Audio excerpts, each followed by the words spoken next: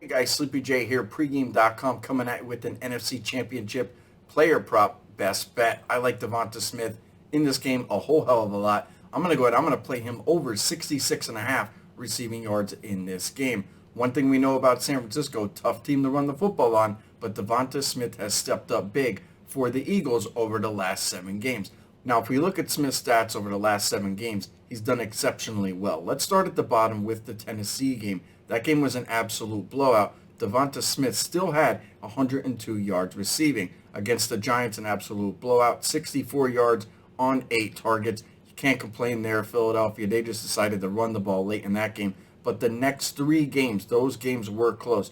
Devonta Smith, 8 targets, 12 targets, 13, 126, 113, 115. Not a bad run of games there for Devonta Smith. In the final game against the Giants, 67 yards, slightly over this total, but one thing we know about that game, Jalen Hurts came back from injury, and he wasn't exactly throwing the ball a whole hell of a lot. In the playoff game, the Giants got absolutely slaughtered, 38-7. Devonta Smith still 10 targets in that game, 61 yards. So as you can see, Smith is getting the targets, he's getting the catches, he's getting the yards for this Philadelphia Eagle team. Now the question everybody wants answered, who is Smith going to be lined up on? Quite honestly, I don't even care. It's either going to be Charvarius Ward or Deommodore Lenoir. You have to line up one-on-one with these Eagles wide receivers because they have A.J. Brown, because they have Dallas Goedert, Miles Sanders out of the backfield, and you have Jalen Hurts. So you have to line up one-on-one. And one of the things that Smith does probably better than almost every other wide receiver in the NFL, he gets separation. This guy is one of the best route runners in the NFL.